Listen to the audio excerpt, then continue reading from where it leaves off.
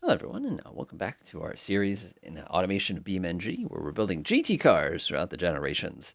Now, in our previous episodes, we had some pretty decent cars with plenty of horsepower and no handling. They were basically uncontrollable. And one of the things we're hoping as time progresses is that we can get vehicles that are a little bit safer to drive. So the current year is 1966 here. We're going to create a legend. This is going to be a GT66. So we need a very comfortable car. We need a car that handles well, and it has uncompromising horsepower. So let's see what we have. Oh yeah, that's definitely the one. 1.9 meter wheelbase. That'll be fun. So let's see what we can work with here. There's a lot of older cars here from the 60s. Ooh, this thing's huge. I definitely need a coupe. Let's see if I can go ahead and get that established first, because that will at least shrink down what I have at my disposal here. All right, so let's start there and see if that makes this easier for me. All right, so we already used this body type. This is not too bad. It's going to be kind of a similar design, and I'm not going to use this. This is so silly looking, but it makes her a fun car, by the way. That looks like a hearse. I'm pretty sure I don't want that. Let's see here. Do I have something? Maybe I can get away with something like this.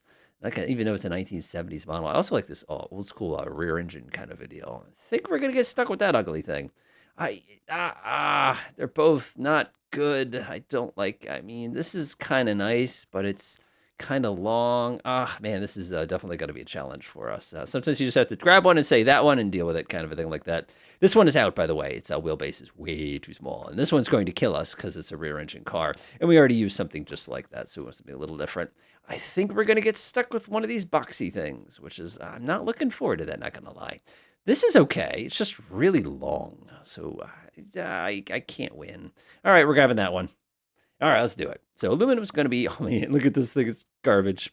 All right, let's say we'll do space frame, galvanized steel. We're going to be a front, oh my God, transverse engines. What? Double wishbone, double wishbone.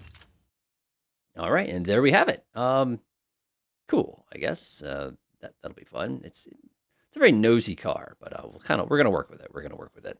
All right, engines. We're going to go ahead and create ourselves a new engine here. This is going to be a V16, 1960s. We'll see if we can get away with a 6 or 7 liter engine here. So we'll get this all set up here. Wow, it can actually accommodate this. That's a really big engine. That's way too big. That's an 8 liter engine. We can say that for the 70s, but probably not the 60s kind of thing like that.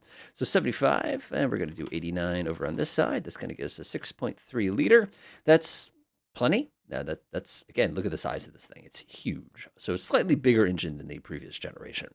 Forged steel, lightweight forged. We're going to do forged. We're going to do harmonic dampener. That'll help balance things out, keep it nice and smooth. Let's bring it over here. That compression's way too high for the 1960s. And I'm probably going to have to change this later, but I'm not going to worry about it. RPM limits, we'll put it at, I'll do 7,000. I don't think it's going to get to 7,000, but we'll see. No turbochargers yet. It's the 60s. Injection, fuel injection per cylinder, of course. That looks good. That looks good. That looks good. Oh my gosh, this thing is going to be so powerful.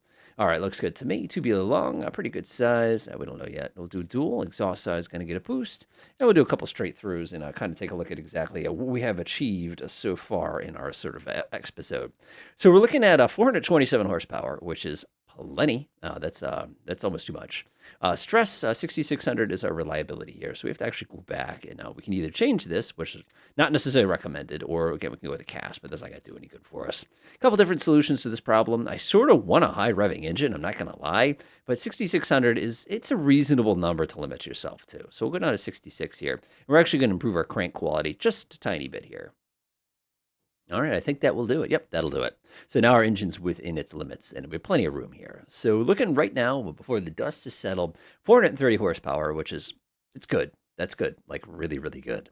So let's go ahead and fits with the compression ratio a little bit here. We can actually use a lot of compression ratio because we have fuel injection now. And fuel injection is a Funter thing here, and 10.2 is pretty good. Really good, actually. I like that. And we'll go ahead and move over here, and we'll take a look here. This is good. This is good. Now let's go ahead and clean up our sizes. Our intake manifold is almost perfectly sized. We'll go down to 91 like we usually do. Headers are actually pretty close too. We're just going to make them just a tiny bit smaller here. We'll come down to like 91, 93. Shrink our exhaust. Ooh, too much. We'll leave our exhaust there, and just kind of have to live with that kind of a thing like that. And we end up with something like this. That's 436. The next thing we can do is we can play with the valves a little bit. I don't think we're going to get very far with the valves. I hate to say it. And the reason being is we just don't have the RPM to play with here. So if we soften our valves just a tiny bit, just a little bit, nope, too much. Yeah, it looks pretty good right there. Boop, boop, right there. Delightful. So now we have just the right amount of valves, just the right amount of cam profile. And again, we can theoretically lower this significantly, but if you do that, it's just going to take our torque and it's going to make this number smaller. And it's not worth it. 436 horsepower is plenty. So we'll go ahead and move on here. This looks pretty good. That looks pretty good. I'm happy with all that. Oh yeah. Space Age, hook me up. Go to the next one and let's go give it a run.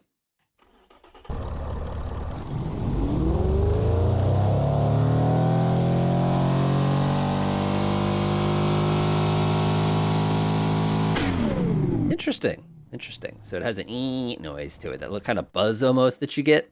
So this is nice. This is nice. All right, let's see what we have as far as up here. Oh my god, these are so hideous.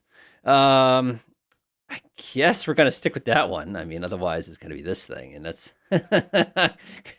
no, no, I'm sorry, I'm dying a little here. This is just, oh my god, it's so hideous. Oh yeah, there we go. Oh yeah, with the huge window in the back. Oh, these are supposed to be nice cars. They're supposed to be nice. Ah, that's so embarrassing. How about this one? It hurts. It hurts so much. Yeah, I guess you could call that a GT car. Oh, it hurts. All right, let's keep going. So we're going to do rear-wheel drive. We'll do a manual again, a 5-speed manual. Probably going to be about a 200-mile-an-hour car. It would be kind of my final estimate. Clutch limited slip differential. The reason I'm doing that now, of course, is we get a little pipe. Look at how complicated the tubing is on this thing. This is going to be like a sleeper car. All right, so all of our vehicles so far had featured these kind of circular headlights that we had before. And we're actually going to stick with that theme because I actually kind of like it. But what we're going to do is we're going to double up on the number of headlights here and make it a little bit more traditional here. So you get something that looks a little bit more like that. It does not look like a... This is so offensive. Oh, one thing we forgot to do, of course, is set the correct color here. Clearance on the side of the engine is getting that go away. Let's go ahead and set our default color. There's only one color that this thing can be, so we're just going to establish that real quick. It's called a Palace. Oh, this thing's like the Knight Rider. I love it. Okay, maybe I don't hate this thing nearly as much as it looks. All right, so what we're going to do now is we're going to swing it around the back, and I'll give this thing some tail lights. Kind of like the circular theme thing. Oh, I like... Oh, hello. What if we did something like that? A little too big. Let me shrink them down a little bit. I do that. Okay, I like that. That's hideous. Yes, just what we want. So we're going to stick with that because why not? We'll go over here. I'll get some grills. So we've had some fun grills over the years already, and I'm just going to kind of keep with their themes here. Let's grab something that looks a little bit like this. Drag it a little bit bigger here, and we're just going to kind of do one of those. We're also going to stick something that's a little bit smaller directly above it here, just so that it needs to breathe. The engine needs to breathe. Oh, it got almost like one of those kind of things. Oh, I have an idea. Let me grab you, and I'll put you right here in the middle, because remember, people need to know that they're driving a Legend. There we go. Unfortunately, we can't change the style. Oh, look at how cool that is. Love it. It reminds me like 80s BMW or something like that. Just ugly. All right, let's keep going. Of course, we need to get ourselves a hood scoop because science. I'll grab that one real fast. I'll put that right there. Yeah, now you know you're dealing with a 60s car. Our sunroof. We've had a sunroof this entire time, so let's keep going with that theme because why not? There we go. Looks pretty good to me. All right, aerodynamics. So this might be a time to actually improve our aerodynamics slightly. So what I'm actually going to do is I'm going to do something really scandalous here, and I'm going to attach a spoiler to the front of this vehicle. And with this, not a spoiler, it's basically a lip. And what this is going to do to us is it's going to give us a slightly better control over the aerodynamics. I hope it just... Okay. Yeah, that's exactly what I wanted. I shall charge it for years and years. Come on, man. Just work with me here. Okay. Good enough. That's my lip. I'm not going to put a wing on it because then this thing would be... I mean, it looks kind of nice, except for this. This is where it looks silly. This looks okay. Like, I did a good job there, so y'all can chill. All right, let's go grab ourselves one of these things real fast. Stick that in the back. And we're going to have nicer handles this time because, 1970s technology. I don't know what this thing's about. It's kind of weird. We'll go do something like that. Oh, my God. It's so chunky. Why does it need to be so big? People's hands aren't that small. All right, this would be the other way around. I don't know. Let's grab one of these. Let's throw this right on the side. I know we're abandoning our previous design, but this thing, I'm not going to lie, kind of looks cool. It's cooler than expected, all right? It's all right. All right, let's grab ourselves one of these guys. I'm going to throw it on the back here because we are going to have an 8-track player on this thing, promise. I'll look at our license plates. We'll have a little bit of fun here. Through automation, of course, we're going to be I wish I could put it right in the middle here like this. I just don't know if I have enough room to, like, kind of, like shove it, if that makes sense. There we go. Let's go ahead and change my license plate here. We are from Michigan, FMT 1903. And we get something that looks kind of like that, which is too bad. A bumper, I'm going to skip that in the back. Wheels, 1970s, obviously, so we need something kind of fun. Okay. I don't love this. I'm gonna stick with that. Those are just look just wrong enough. All right, let's go ahead and get our dual exhaust tips here. We're going to do one of these kind of things. We're going to use the mirror tool to pop it to the other side, and that's looking pretty good, actually. Probably going to nail those and bounce them off at some point, but I kind of like it. And then we get something like this. I this is going to sound bad, but I kind of like this. It's like it's the right side of ugly. Like it's definitely a product of its time, 1960s. But at the same token, is it's not terrible. I don't know. Let's find out what happens. All right, so now we're going to give it some sports compound tires. We're probably going to go nice and wide here. I'm not actually 100% sure. And one thing I will actually do is I will increase the rim just a teeny tiny bit, which is going to give us better room to actually work with the brakes here. Speaking of brakes, solid disc brakes. I'm going to make these nice and big solid disc brakes, and I'm going to come back and let's predict now. Let's predict now. I'm going to put this 68, and I'm going to take the front force. And I'll do 105. I have no idea. We're going to find out when we get there. We're going to do semi-clad, which is going to improve aerodynamics a little bit. Maximum brake airflow. I'll do that. Obviously, it's a GT car, so we're going to do handmade. And it's kind of an 8-track player. I have no idea what a luxury 8-track player actually is. Like, I know this sounds dumb, but what is that? Like, what makes it? I guess it's better speakers is kind of the thing. All right, over here, rack and pinion is fantastic. Advanced 1960s technology. We're going to shift the weight distribution to the rear a little bit. Could lighten this up if we wanted to, but we're not going to. Let's see. We need something that's comfort and easy to control here. Boop, boop, boop, boop. Press that button, and all the anger stuff comes out. Pop, pop. Go ahead and pin our 2 favorites here. We're looking at GT, and what are we doing right? What are we doing wrong here? The first problem we have is the desired body is supposed to be a coupe, and it's too cheap. Well, I'm not giving you a coupe. You're going to have to deal. That's not going to be a thing. Let's see. Let's go ahead and stiffen this up a little bit. This is way too soft. Let's try that. Let's try 38 and 38. And we have a oversteer problem. No problem there. Brakes. Actually, this is really not that bad. Like, we've had problems before, but this is nothing compared to how much we've had before. Weight balance is actually really nice. Oh, I was close. Actually, what we probably want to do is fix everything else before we come back here and adjust this, because the moment we don't come back, we're going to have issues. Notice, by the way, brake fade, still a problem. It doesn't get better, folks. It just gets there. Let's go increase the quality just a little bit here. And it's still giving us a ton of brake fade. Oh well, we'll fix it in a minute. Go ahead and reduce that a little bit. Remember, this car is being complained about because it's too cheap. I just find that so funny. All right, let's just go up to 2 calipers here. That's going to make it a little bit safer. Increase the brake pistons, rather. All right, bring this up here. Looks pretty good right now, and that's it. I love the fact that they just show you it's a hatchback, and that's why it's mad at me, kind of a thing like that. But oh well, what are you gonna do, kind of a thing like that. Oh well, let's keep going. So we oversteer, and we still have brake fade. So improving the brake fade, a couple different ways to do that, as you've probably seen. We can definitely increase it here. We can even go with a higher quality brake. That usually does the trick here. And if we still have brake fade, it just means you got to get, I hate to say it, you're gonna have to increase your brake force a little bit here. So let's see what we've done so far. We can increase the size of the brakes also. So I think that's actually what we're going to end up doing here. Let's reduce this back to its original settings. Come back to our wheels here. We just, I hate to say it, we need bigger rims. And also we can solve our oversteer problem by going like that. Let's see if we make the brakes a little bit bigger. This usually makes a big difference as far as brake fades. Yep, solved it. So now what we're going to do is we're going to break this down just a little bit. Wow. Also 1, 2, 3 force, everyone. 1, 2, 3 force. And we're going to go like that.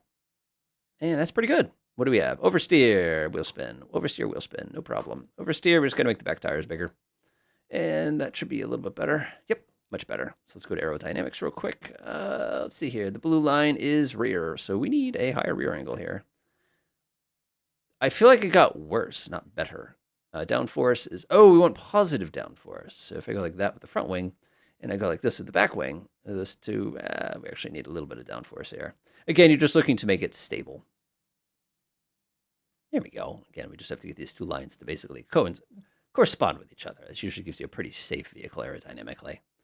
Give it a couple more taps there, and we're perfect. So now you can see, even though we have up force and not down force, which I know, that's not good, this is actually not bad. That'll work pretty well for us. Let's see, we still have oversteer problems. Yep, I have no doubt of that. Fixing that's pretty easy, though. They're pretty tight as it is. I guess we're just going to have to go with a smaller front wheel. I hate to say it. Can we go one bigger?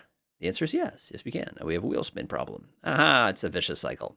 Let's see here. 170 is our top speed or spacing. Can we get close, or is it going to be too much right here?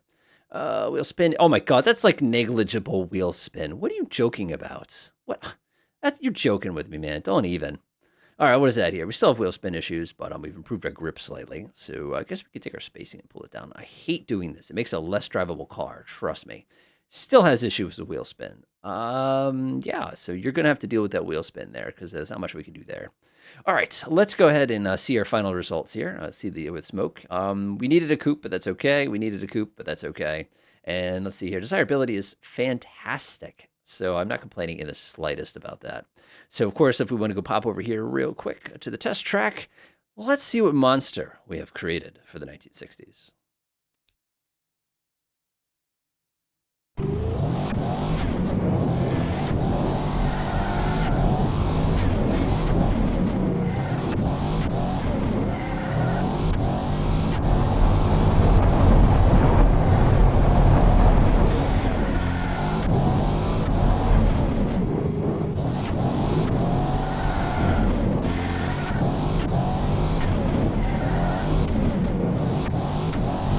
All right. Fast. Really, really, really fast. That's actually really impressive.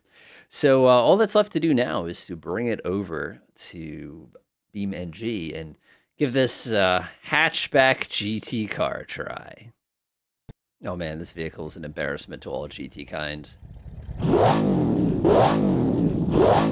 It's that part right. I mean, the front kind of looks like a GT car. Oh. Also, it has a random little hole in the side. I did something wrong at some point. I'm thinking of something to do with the bumper there. So let's take it for a spin. Here we go. Oh, man. That's a race car. That is not a car. Ooh. Ooh. That's different. Whoa. That's not different. Okay, so what I've done here is I've created a GT car, like in handling alone. It feels exactly like the racing version of a GT car. Like, you know, you get yourself a Ferrari 550 or something like that, and you rip it around, you know, a Nürburgring or something. It's literally what this thing feels like, except it's trying to kill me at the moment, but I'll let it do that. But, oh yeah, that's definitely a GT car kind of a thing like that. So a couple things right away. The handling on this thing is so light. I like how the engine is through the front chassis there. I'm just going to ignore that for a minute here.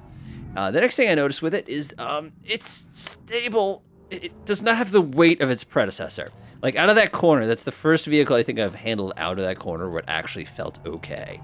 You know, coming down the back straight here, it's got the power. Like, it's having very, very little difficulty accelerating here. It just zips up. The 5-speed really makes a big difference here. I have no idea how fast it hit this corner with this car, so I'm just going to slow down to 100 miles an hour. It should be enough. It's... Oh, no! Oh, ow! We died. Whoa. I appreciate the brute force. It's got the power that you'd expect it. The handling on this thing is very sensitive. Like, it's kind of like, you know, the way I'd set up like a Mazda Miata and Need for Speed kind of a thing, where you just think about turning and you've already spun out kind of a thing like that. The suspension is... It's there. Like, it definitely, it's better than what we had in the 60s and the 50s, but it's still, I hate to say it, it's still a bomb with wheels attached to it. It very, very, very much is. And again, obviously, that gonna hurt. Obviously, if I had a vehicle if I had a better controller, as I always complain, this would be a little bit easier to drive, but it's just, whoa! It's just a bit much. And I know the philosophy of the GT car is, you know, prestige and luxury, but it's also very drivable. We're just not there with the drivability, because every single one of these cars so far is a sports car, and not a sports car, it's a race car. They're all race cars. You know, we haven't really gotten one that feels like a GT. Of course, you're sitting there saying, how many GT cars you driven in the real world? Excuse me, I played Test Drive Unlimited 1 and 2. I had 100% in both of those games, so I might not, just kidding. I have no idea what I'm talking about. But the reality is my perception is they'd be a little bit safer, a little bit more, less touchy. Less, especially against that. And this thing, all over the place. So progress so far. I do like the engine in this. This is it is the most powerful, of course, of all the engines we've tested so far. But it doesn't feel like unreasonable. It's just smooth. Like, you're not waiting for the power to boot up on this thing. It just kind of goes. The suspension, like I said, very tight, very, very, very, very stiff. Something that kind of a product of the days. As you can see, I let go of the power. I'm not even touching the controls, and you can see it just kind of wander around a little bit there. Just kind of what it's gonna do, sort of a thing like that. I think of the game GT Legends again, going back a few years. There's nothing that really compares to this. You know, this reminds me of like the Ford Escort handling wise, but it's not. The Ford Escort's just not as powerful as this thing is. So you kind of have a bit of both. I'm just gonna lock my tires up and go off the road again. Oh, there it is. Nice. So far, I'd say this is my favorite. And the only reason I say it's a favorite is because the last one we did, it definitely had like it had the performance, but it was very difficult to control. This one is starting to get to the point where I feel safe. And I'm gonna go ahead and end our video as soon as we end out of this one. We did the first time around this corner at about 100. I'm kind of curious to see what it's like at a higher speed. Like if you press it. It's 150 miles an hour is pretty quick for 1966. I'm not gonna lie, this is gonna go terribly for us. Hey, that was awesome. All right, this is definitely my favorite so far. But other than that, enjoy.